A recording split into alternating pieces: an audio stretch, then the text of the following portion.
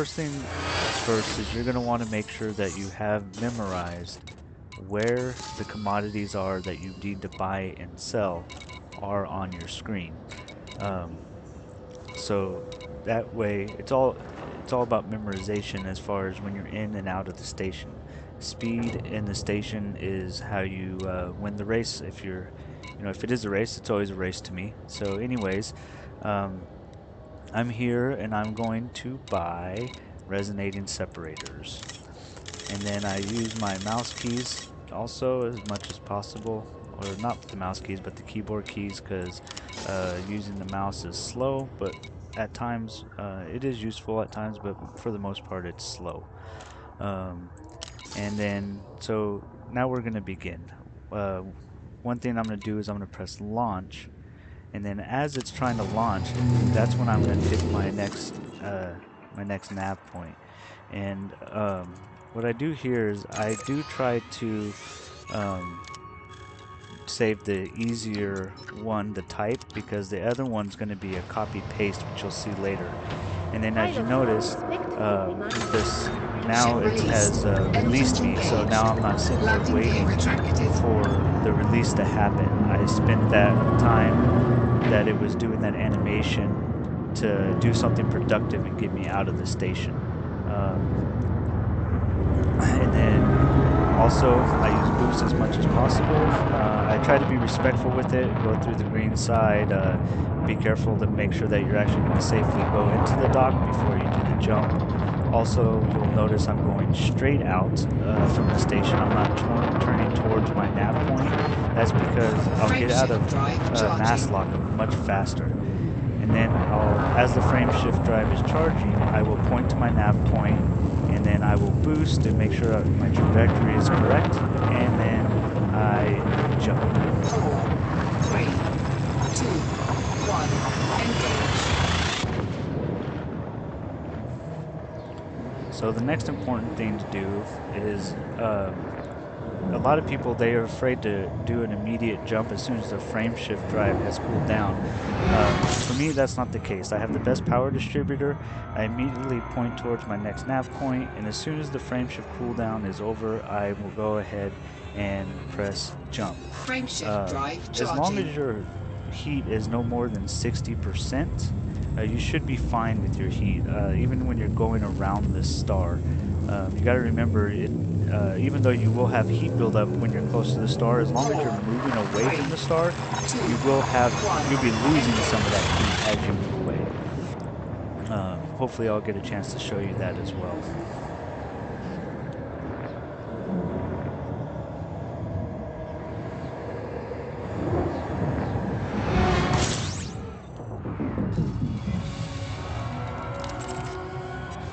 And then also, if you notice, I went ahead and I selected my dock while turning away from the star.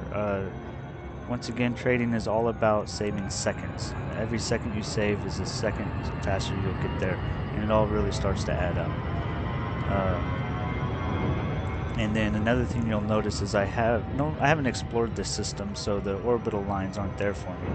But if you notice, I'm flying far underneath it, especially on these long runs. I would say anything over 100 light seconds, this is a valid strategy. You do not want to go straight at your target, because you end up running into all kinds of gravity wells, because the solar system is populated by planets, and every single time you get near one of those planets, your ship slows down. A lot of you have probably heard it when your ship all of a sudden, makes the deceleration noise. That's because you're too close to a gravity well. So as you see, now I'm starting to pull up. I want to come underneath the planet. I'm going to approach at 6 seconds, or as close to 6 seconds as I can get. 6 seconds is about as fast as you can approach a station without overshooting. Another benefit from coming underneath it is, as you can see, this one has rings. If I were to go straight at it, then all of a sudden I would have those rings to contend with, which would have been a pain in the butt and also would have slowed me down. Also, by coming underneath it, I don't have to worry about which side of the planet the station is at. I can adjust my ship accordingly to allow me to not have to go around the planet to get to the station. this is another trick I saw someone else do in their Anaconda. At 0.1 light seconds, I am going to go up towards the planet. The guy actually had his ship faced the other way, but this will still work just fine. And then come back down when the ball reaches about the bottom of your compass. And then also I will start to speed up when I get close. And then hopefully this will put me right in front of the station or very close to it. So there's the station entrance. That's not too bad. Definitely had worse, definitely had better. And then also boost, boost, boost, boost. Don't forget to request docking permission. Docking request granted. About 2 boosts is about as much as I do. And then you got to remember your ship will drift, like I'm thrusting sideways and I'm thrusting down, and you're gonna have to adjust for that because you don't want to go too low like I'm about to do. So I will throttle down a bit to try to fix that trajectory. Once again, green side. On the Anaconda, the ship is all below you, so you don't want to have that ship want to scrape across the top. Landing gear.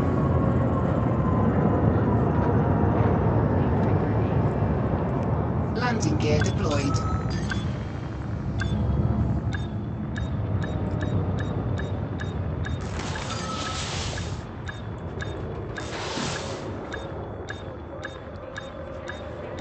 Obviously, I'm wasting a lot of time there on the dock, but here we go. Now it's time to hurry up.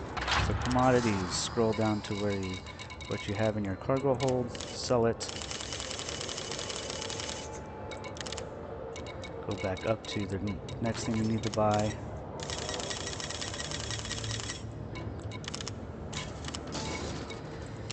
And then launch. And then here's the trick. So you go over here.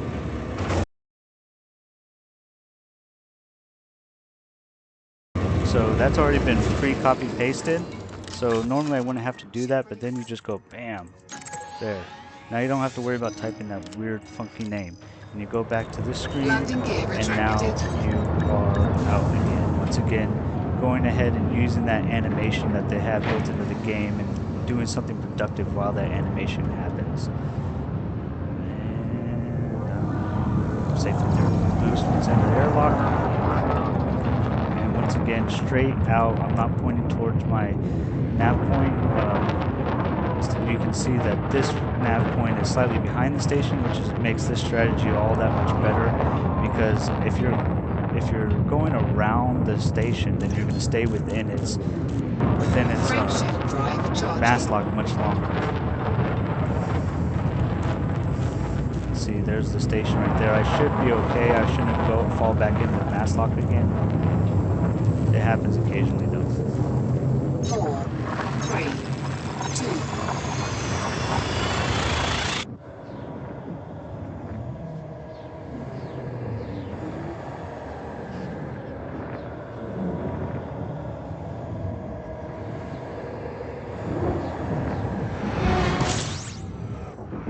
And so I see where my next star is, and as you see, I'm going to come really close to this star. I'm looking at my heat. 58 should be okay. Frameshift drive charging. I'm going to go ahead and hit it. Hopefully I won't overheat. And as you see, my heat's starting to go down now that I'm moving further from the star. 4, 3, 2, 1. Engage.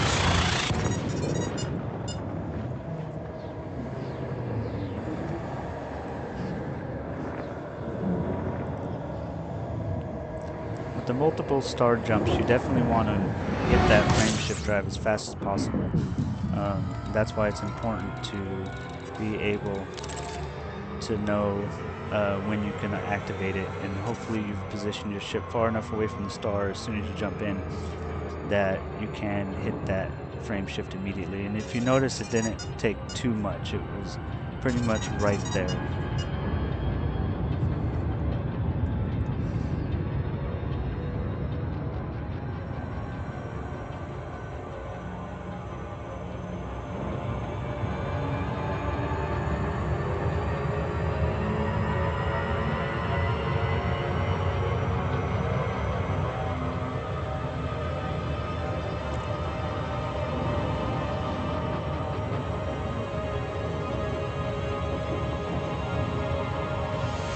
Again, coming under the orbital plane. This, if you notice in this one I have, or this is a scan system, so I can see the orbital planes, and that'll help me.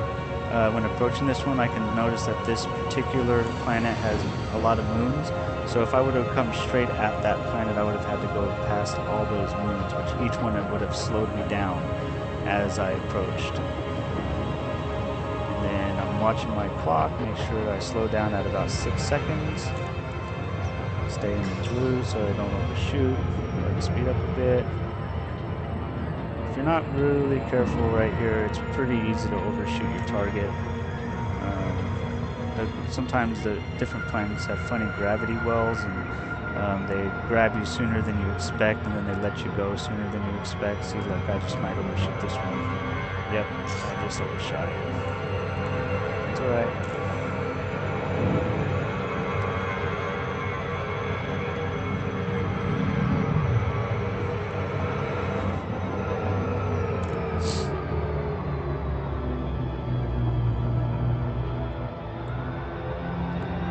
So the fact that overshot is not a bad thing. It also will hopefully let me demonstrate another thing.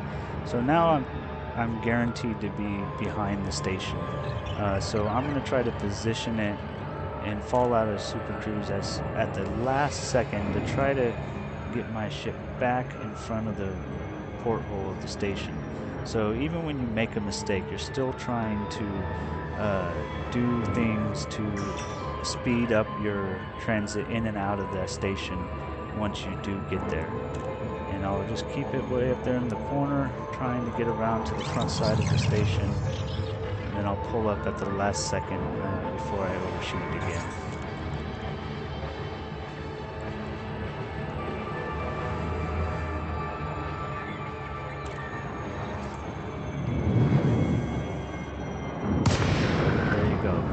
Slot again, right in front of me.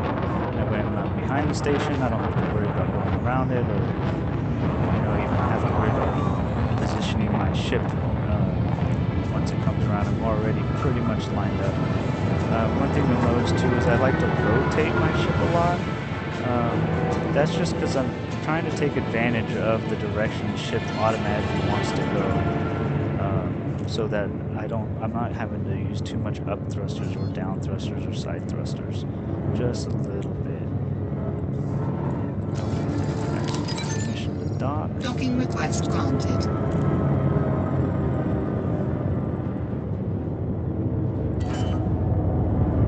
Pad 40. Also look immediately at the compass. Once you pass through the airlock, your little compass will show you where your landing pad is. I know coming into a station, a lot of times it's really hard to identify where the landing pad is, and that's the one trick that you can rely on. At least I always have relied on to know where the landing pad is, what move I need to Docking successful. do. Engines disengaged. Whether it's slow down, thrust down, spin the ship, whatever it is, knowing how to read that compass is going to definitely speed up your time in and out of the dock. And then go back down to, see, I forgot where they were, but it's resonating separators down at the bottom. See, and so this is all slowing me down. So once I've done this route a few times, I'll have this all memorized, and I'll have this all really efficient.